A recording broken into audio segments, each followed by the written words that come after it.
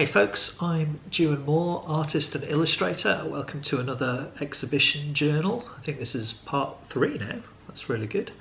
It's Monday, it's coming up for 4:30. I just finished teaching. Mondays are a long day for me. I have a lot of tutorials, which is great. See lots of students, lots of good ideas.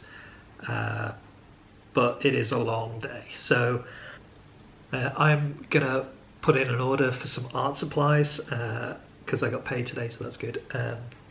So yeah, I desperately need some new paints and some restocks of things. So that's my first job, and then once I've done that, I'm going to do some drawing for the rest of the evening to try and figure out some more concepts for this narrative exhibition thing that I'm up to. So I will leave you to have a look at some of that. Okay, so as I said in the last video, I am very low on materials, so I'm doing an art order. Normally, I would always say support your local art shop. They're probably your first port of call. With lockdown, mine's closed at the moment, so I'm making an order with Jackson's. Now I have to say I'm not affiliated with Jackson's, they're not sponsoring this video or anything. I just find them really good, and if you live in the UK, I would highly recommend them. They have a great selection of stuff, all the acrylic paints that I would need for anything. They have a weird reward system which often works well in my favour, and their shipping rates are very, very reasonable. You know, given that I live on an island and it's a pain to get stuff here, they're very good. So that's what I did. I ordered tons of stuff. Okay, on to the drawing. So I need to design this character first. So all I've done is I've done some basic figure shapes so I can figure out what he's wearing. I kind of decided he's going to be a little skinny fella, largely because I want this guy to be the everyman. So what is it I mean by the term everyman? So this fella needs to be the person we see the world from their point of view. So visually he's going to set all the rules so that if I break them later it'll make a bit more sense. So if you think of things like Charlie Brown and Snoopy, it's always the example I use. If you think of Charlie Brown, he sets all the rules for all the other characters in his world. You know, he's got a little body and a big head and 2 little dots for eyes, and so does everybody else. So that's all I'm really thinking about here when I'm thinking about what he's wearing.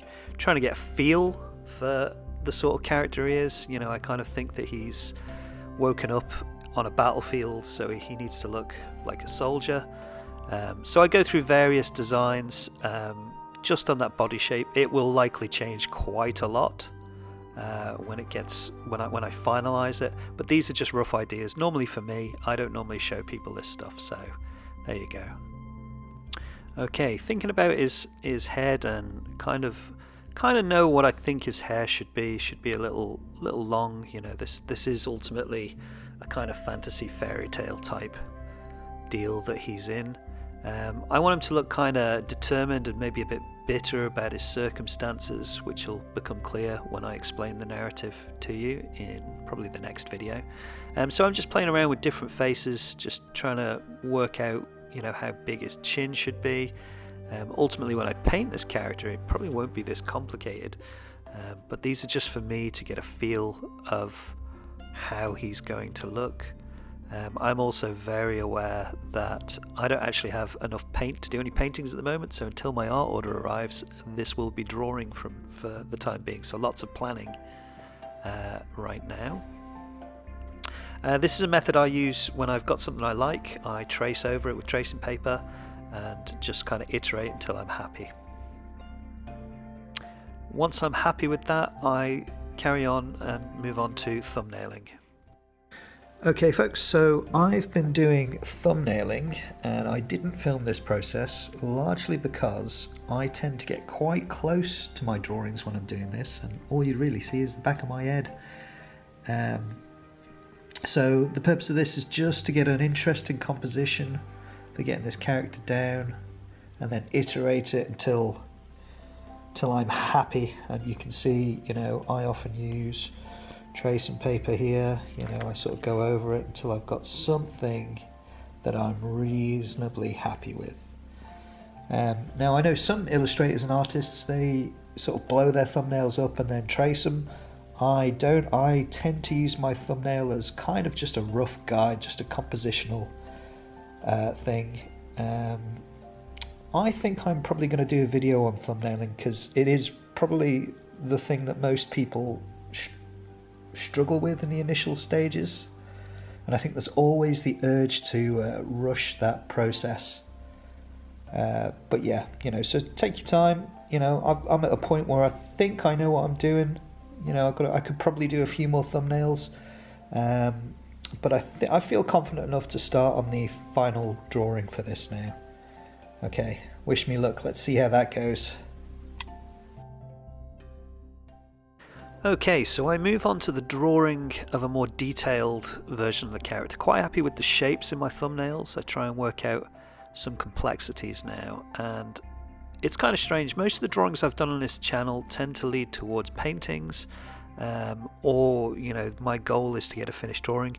Here's slightly different. I'm trying to work out the feel of what this character should look like, and I end up drawing this guy about 3 times in different ways, upping the amount of complexity. That one kind of leaned a little bit more on realism. This one gets a bit more abstracted, and I do a final one that's even more abstracted than that.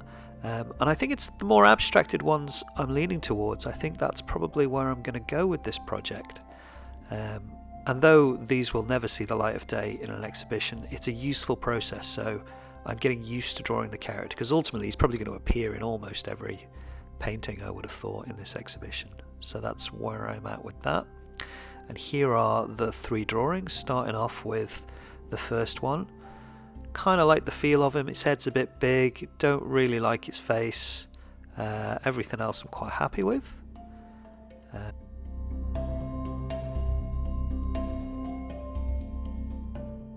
The second drawing, I like the slightly more abstracted face, like that his body is a bit more of a weird shape. Feeling much more comfortable with this. And finally iterating it into a third drawing, which I think almost nails what I'm up to. I think the only thing I've got to take into account is when I do the final paintings, I will probably have less detail around his face. So I'm going to do one more drawing, not of that composition because I'm a bit bored of it now, of the character doing something. I think this is another mistake people make when they're designing characters. They tend to draw them just stood there, with no bend in the knees. You can't really see the hands or things like that. I draw my characters doing things because ultimately, whatever purpose I'm going to do, it's going to be doing something. Okay folks, that's it for this one. Hope you enjoyed the video. Give it a like and subscribe and follow the journey. See you next time. Bye now.